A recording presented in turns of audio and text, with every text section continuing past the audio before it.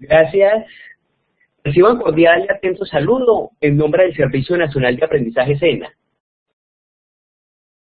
Les habla el instructor Sigifredo Serna Ospina para presentarles la tercera sesión sincrónica del curso de formación complementaria Contabilidad en las Organizaciones. Sean ustedes bienvenidos y bienvenidas. El objetivo de esta sesión es dar a conocer la importancia del Plan Único de Cuentas, como también presentar las actividades calificables de esta unidad. La agenda que vamos a tratar son las generalidades, el desarrollo de la unidad, una sesión de inquietudes y finalmente las conclusiones.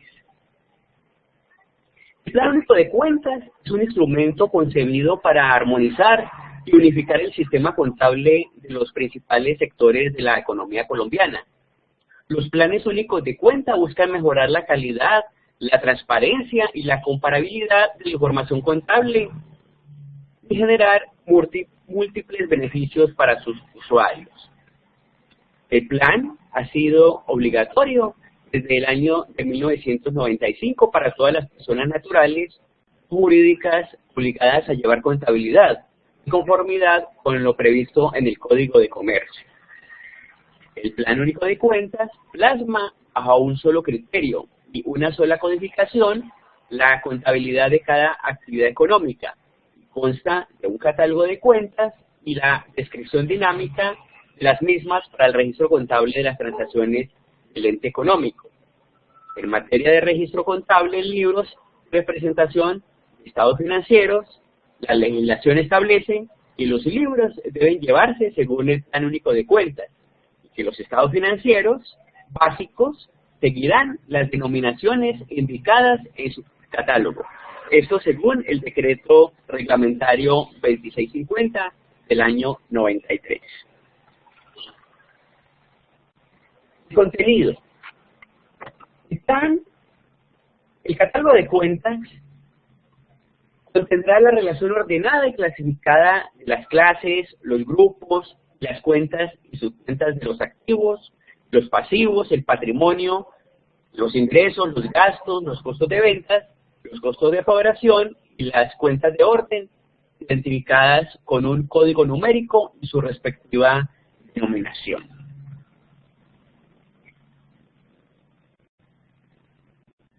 La estructura del Plan Único de Cuentas, ¿cómo es? Existe un primer nivel que corresponde al primer dígito que denomina la clase. Un segundo nivel que denomina el grupo. Un tercer nivel que cuenta con 4 dígitos que denomina la cuenta. Y un cuarto nivel que denomina la subcuenta. Y en ocasiones un quinto nivel que denomina la cuenta auxiliar. Entonces tenemos clase, grupo, cuenta, subcuenta y cuenta auxiliar. Vemos entonces cómo funciona para las cuentas del balance general. Si es 1, será un activo. El pasivo será la clase 2. Patrimonio será clase 3, referente a las cuentas del balance. Los estados financieros. Los estados de resultados, clase 4 para ingresos. Cada vez que veamos una clase 5, gastos, clase 6, los costos de venta, la clase 7 serán los costos de producción. También se utilizan las cuentas de orden acreedoras y las cuentas de orden deudoras para la clase 8 y la clase 9. Vamos entonces la dinámica y la descripción de las cuentas. ¿Qué son las descripciones? Las descripciones expresan y detallan los conceptos de las diferentes clases, los grupos y las cuentas incluidas en el catálogo. Indican las operaciones que deben registrarse en cada una de las cuentas. Mientras en la dinámica señalan la forma en que deben utilizarse las cuentas y realizarse los diferentes movimientos contables que las afectan. Vemos entonces la clasificación de los activos. Como vimos, activo clase 1. Miremos entonces el activo, ¿a qué nos referimos? Tiene el grupo 11, que son lo que se denomina el grupo de los disponibles.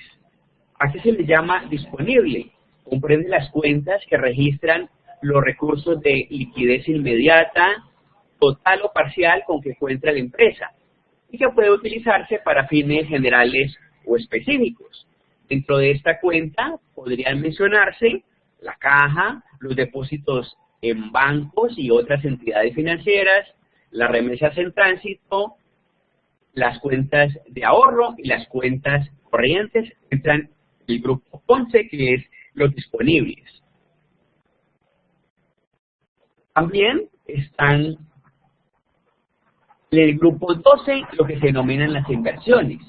Comprenden las cuentas en acciones, títulos valores, papeles comerciales o cualquier otro documento negociable adquirido por la empresa con carácter temporal o permanente para mantener una reserva secundaria de liquidez. Viene entonces lo que se denomina el grupo 13, que son los deudores. Los deudores incluyen el valor de las deudas comerciales y no comerciales a cargo de terceros y a favor de la empresa. Este grupo forman parte de todas las siguientes cuentas. Están los clientes, las cuentas corrientes comerciales, las cuentas por cobrar a empresas, a los socios, accionistas, aportes por cobrar anticipos o avances. Será la cuenta a 13 deudores. A 14 son los inventarios. Incluye todos aquellos artículos, materiales, suministros, productos y recursos no renovables para utilizarlos en procesos de transformación, consumo, alquiler o venta dentro de las actividades propias del giro ordinario del negocio de la empresa. Se incorporan a esta cuenta de inventarios las materias primas, los productos en proceso, las obras en construcción en curso, los cultivos en desarrollo, los productos terminados, los repuestos, los accesorios, así como también la mercancía, los inventarios en tránsito. Luego sigue el grupo 15. Dentro de esta clasificación está la propiedad, la planta y equipo. Incluye el conjunto de las cuentas que registran los bienes de cualquier naturaleza que posea la empresa, con la intención de emplearlos en forma permanente para el desarrollo y giro normal de sus negocios. Puede ser la maquinaria y los equipos, puede ser los terrenos, las construcciones y los edificios, el equipo de oficina, los equipos de cómputo y comunicación, la flota de equipos de transporte, armamento, vigilancia, y también incluye los semovientes. Viene el grupo que se denomina el grupo de los intangibles, que es el grupo 16. ¿Sí? Comprenden el conjunto de bienes denominados inmateriales, representados en derechos, privilegios o ventajas de competencia que son valiosos porque contribuyen a un aumento en ingresos o utilidades por medio de su empleo en el ente económico. Estos derechos se compran o se desarrollan en el curso normal de los negocios. Dentro de este grupo se incluyen como el crédito mercantil, las marcas, las patentes, las concesiones, las franquicias, los derechos, las licencias y el know-how. Comprenden los intangibles.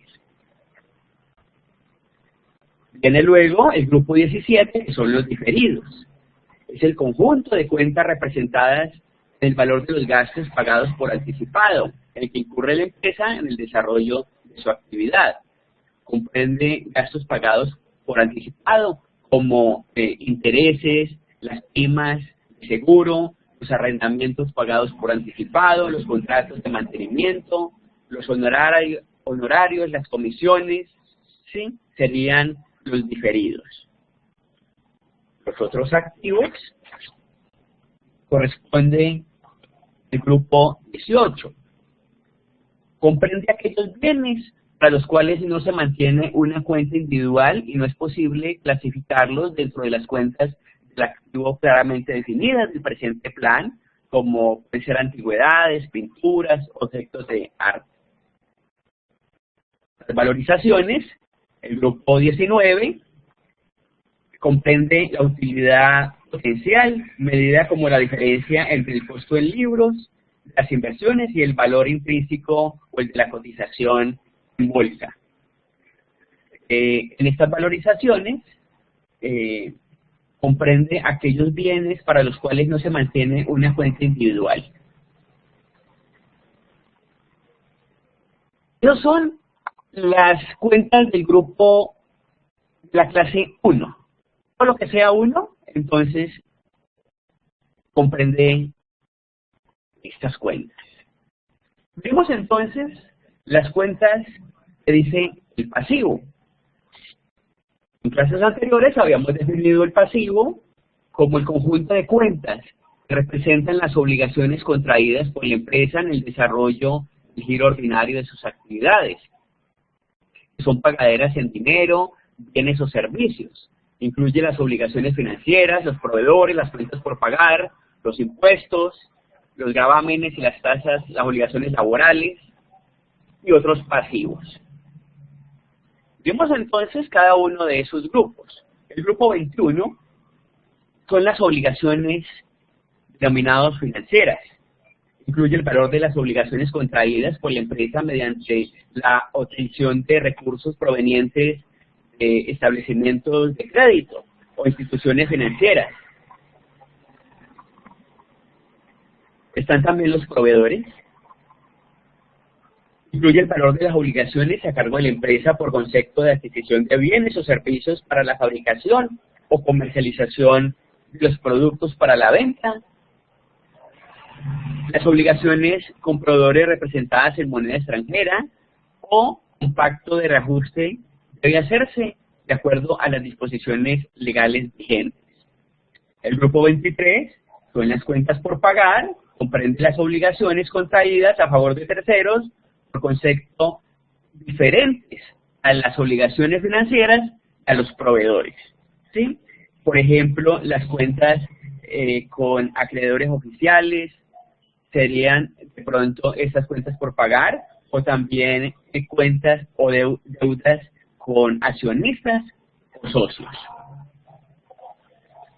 Lo más importante está las del grupo 24, que son los impuestos y los gravámenes. Comprende el valor de carácter general obligatorio a favor del Estado y a cargo de la empresa, por concepto de cálculos con base en las liquidaciones privadas, las respectivas bases impositivas generadas en el periodo fiscal. Los impuestos de renta, impuestos de ventas, ¿sí? Y los impuestos complementarios. Están las obligaciones laborales. Incluye el valor de los pasivos a cargo de la empresa a favor de los trabajadores, o también los extrabajadores o beneficiarios originados en virtud de normas legales, convenciones de trabajo, pactos colectivos, tales como salarios por pagar, cesantías consolidadas, primas de servicio, prestaciones extralegales o las indemnizaciones. Están los pasivos estimados o las provisiones. Comprende los valores provisionados por la empresa por concepto de obligaciones para costos y gastos, tales como intereses, comisiones, honorarios y servicios para atender a creencias laborales no consolidadas, en virtud de la relación con sus trabajadores. Igualmente, para multas, sanciones, litigios, indemnizaciones, demandas, imprevistos y reparaciones y mantenimiento corresponden a esta estimación y provisiones. También está el grupo 27, que corresponde a aquellos diferidos, que comprende el valor de los ingresos no causados recibidos de clientes, los cuales tienen el carácter pasivo. Y también están los otros pasivos, los que no han sido contemplados en la clasificación anterior. Vemos entonces la clasificación de la clase 3, que corresponde a las cuentas de patrimonio. El patrimonio comprende el valor de los aportes iniciales y los posteriores aumentos o disminuciones de los socios. El grupo 31 es el capital, los aportes de los socios. El superávit de capital comprende el valor de las cuentas que reflejan el incremento patrimonial ocasionado por primas de colocación. Están las reservas obligatorias o estatutarias, ¿sí?, que corresponden al grupo 33. La revalorización del patrimonio, el dividendos y las participaciones. El grupo 36 corresponde a los resultados del ejercicio. El 37, el resultado de ejercicios anteriores. Comprende el valor de utilidades o pérdidas al cierre de cada ejercicio. Y por último está las cuentas del grupo 38, denominado el superávit por valorizaciones, que comprende la valorización de las inversiones, la propiedad, planta y equipo, así como de otros activos sujetos de valorización. Esos son, entonces, los grupos 1, 2 y 3 correspondientes a las cuentas de balance.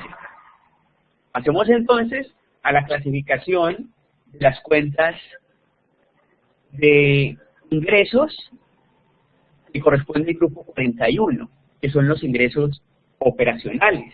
Comprende los valores recibidos o causados como resultado de las actividades desarrolladas en cumplimiento de su objeto social mediante la entrega de los bienes o servicios, así como los dividendos, participaciones y demás ingresos por concepto de la intermediación financiera, siempre y cuando se identifique con el objeto social del ente económico, corresponderá el grupo 41.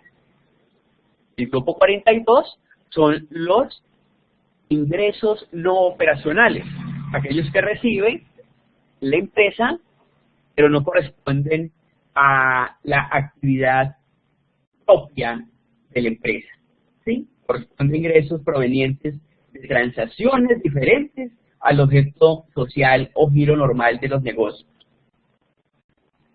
Corresponde la clasificación 4. Hacemos a la clase 5, que son los gastos, y corresponde, agrupa las cuentas que representan los cargos operativos y financieros en que incurre el ente económico en el desarrollo de su empresa. Corresponden entonces los gastos operacionales de administración, que corresponden al grupo 51, y el grupo 52, los operacionales de ventas. También hay unos gastos denominados no operacionales, ocasionados cuando no corresponden al objeto social de la empresa, que corresponden al grupo 53. Vamos entonces a los costos de ventas, que serán la clase 6, los costos de ventas por prestación de servicios.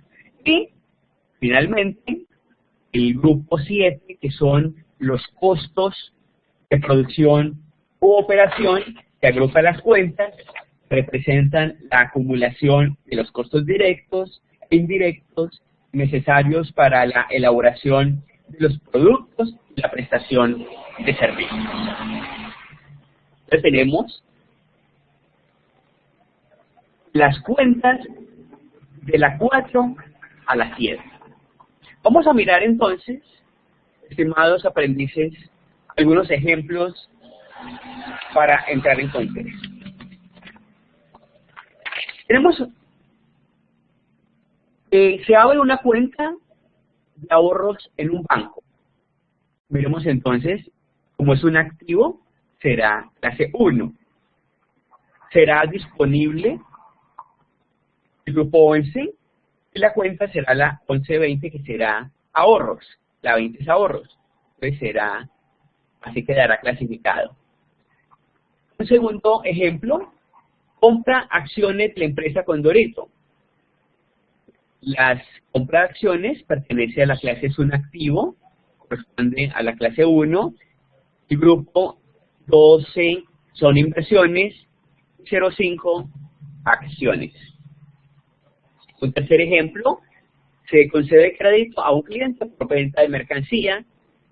Es activo, será la clase 1. Grupo deudores será 13. Clientes, la 0,5. Será la cuenta de la 1305 clientes. Compra equipos de oficina. Es activo, el 1. Propiedad, planta y equipos será la 15. Y la 1524 corresponde a los equipos de oficina. Otro ejemplo, le conceden crédito por compra de materia prima a un proveedor de Medellín, es un proveedor nacional. Entonces, la clase será 2 por ser un pasivo.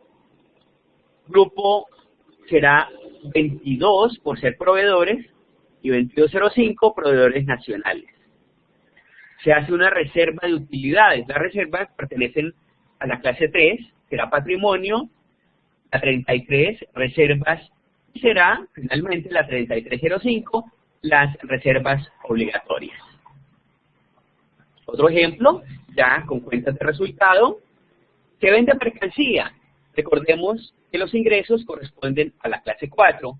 Si son operacionales, al grupo 41 y 4135, comercio al por mayor y al por menor.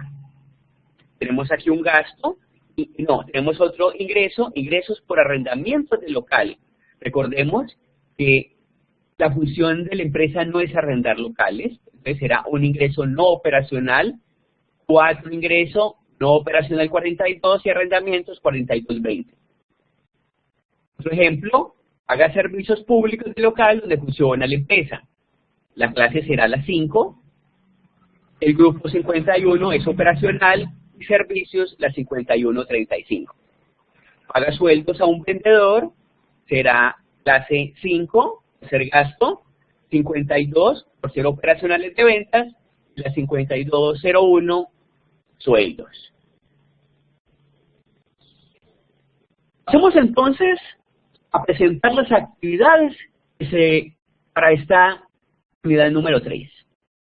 3 actividades, un foro de asesoría contable, una evaluación, denominado Plan Único de Cuentas, y la presentación de unas transacciones, registro y codificación.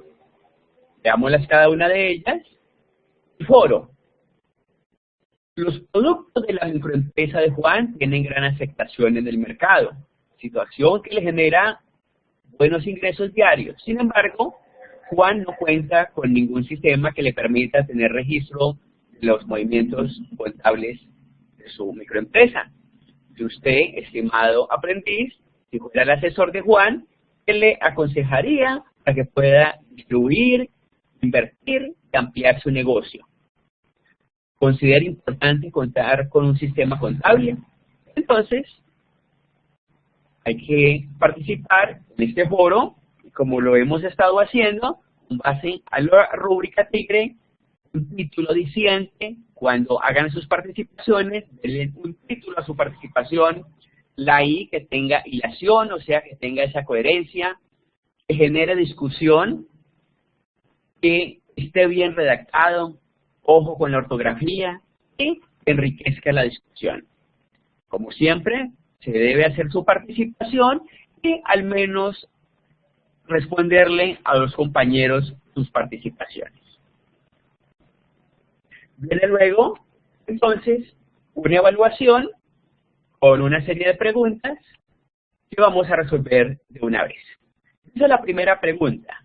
El plan único de cuentas busca la uniformidad de las operaciones económicas realizadas por los comerciantes, la transparencia de la información contable, lograr una mayor claridad y confiabilidad al evaluar la situación y evolución de los diferentes sectores económicos.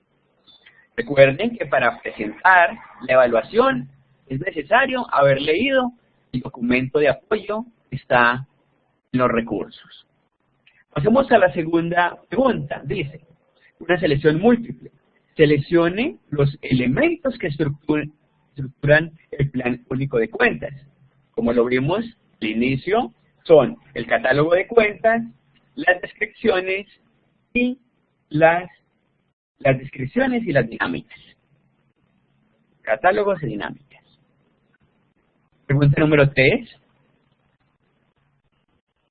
Las descripciones del plan único de cuentas expresan y detallan los conceptos de las diferentes clases, los grupos y las cuentas incluidas en el catálogo. Indican las operaciones que deben registrarse en cada una de las cuentas. La pregunta número 4. Falso o verdadero.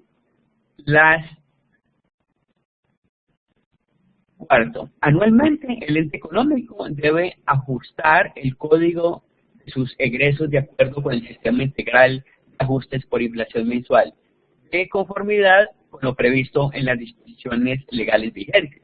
Eso es falso, ¿sí? Según la lectura que hicimos. La pregunta número 5. Completar. Para las cuentas corrientes bancarias radicadas en el exterior, su monto en moneda nacional se obtendrá de la conversión a la tasa de cambio representativa del mercado. La pregunta número 6. También completar. Las inversiones representadas en acciones y en cuotas o partes de interés social se registran por su costo histórico. Eso es verdadero. Eso es completar. Esas son parte de las preguntas, son 10, ya resolvimos 6. Y las otras pues ya están en base a las lecturas que se hagan aquí. Y finalmente hay que presentar el registro de unas cuentas.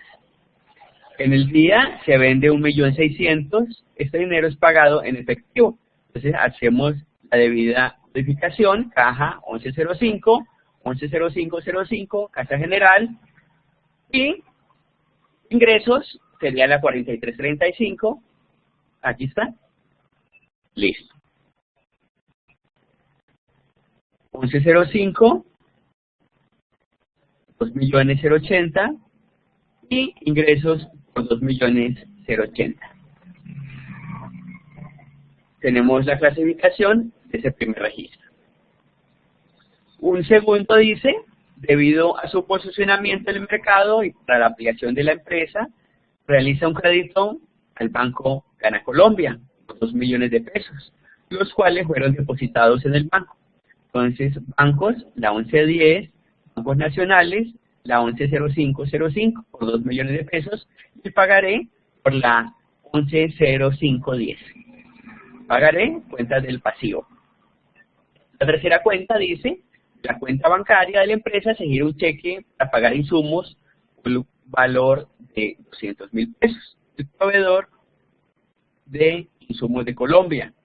Es una cuenta de pasivo, recordemos. Proveedores es 22, proveedores nacionales, la 2205, y el banco, la 1110, bancos nacionales. Y la cuarta, con el préstamo que realiza la empresa se compra una máquina para ampliar la producción. Maquinaria de equipo, la 1512, 1205, maquinaria de equipo. La contrapartida será bancos, la 110505. Una quinta transacción cancela en efectivo 300.000 pesos por concepto de servicios. La 1535 servicios, 153505 vigilancia y dice que en efectivo entonces será la 110505, que es la caja. Adicionalmente hay que hacer una codificación de unas cuentas que se dan. Aquí tenemos la primera, propiedad, planta y equipo. Aquí está la codificación. La segunda es la compra de 5 computadores. La tercera que presenta $10.000, es disponible. La cuarta, cuenta de ahorros y cuentas corrientes. 11, 20, 21, adquisición de 5 acciones, la 120511, compra un CDT en bancos, la 122505, tiene una hipoteca una bodega del banco, es pasivos, la 212515, paga nómina del personal, la 510506, adquiere un escritorio, la 151210. Y las últimas transacciones, compra 2 vehículos para distribución, son activos, será la 154005, autos, camionetas y camperos, la depreciación del vehículo, la 159235. Pasemos a la sesión de inquietudes. ¿Qué inquietudes tiene Mónica o qué inquietudes tiene Juan Carlos? ¿Sí? Si hay que preguntas, me lo hacen saber por el chat o les estoy abriendo el chat. Si Juan Carlos tienes alguna pregunta, con mucho gusto para resolverla. ¿Sí? Estoy abriendo el micrófono. ¿Y cómo está ya envió sus actividades, Juan Carlos? Revisé hasta las 4 de la tarde. ¿Cómo está? ¿Está al día? Ah, bueno, qué bien. Bueno, vamos a hacer las conclusiones. Recuerden que esta grabación se genera mañana a partir de las 6. Está disponible. Se les envía el respectivo link. ¿Qué podemos decir del plan único de cuentas? Se puede concluir que el plan único de cuentas es una herramienta de apoyo técnico cuyo objetivo es buscar la uniformidad en el registro de las operaciones económicas realizadas por los comerciantes con el fin de permitir la transparencia de la información contable. Por consiguiente, su calificación, su confiabilidad y su comparabilidad. De acuerdo al anterior, el plan único de cuentas está concebido como una estructura en la cual las transacciones idénticas tienen el mismo tratamiento para todas las entidades con base en la uniformidad de registro. Muchas gracias por su asistencia y nos vemos el próximo miércoles en la última sesión. Muchas gracias y hasta una próxima oportunidad. Hasta luego, Juan Carlos. Muy amable.